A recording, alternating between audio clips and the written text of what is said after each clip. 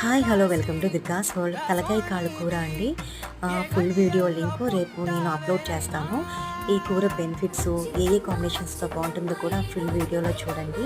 అదేవిధంగా ఈ సీజన్లో ఎక్కువగా జలుబు దగ్గు చేస్తూ ఉంటుందండి. అలాంటి వాళ్ళకు కూడా ఈ కూర మంచి మెడిసిన్స్గా పనిచేస్తుందండి. కంపల్సరీ ట్రై చేయండి. ఫుల్ వీడియో చూసి మీ support, like, share and subscribe compulsory చేయండి. Thanks for watching.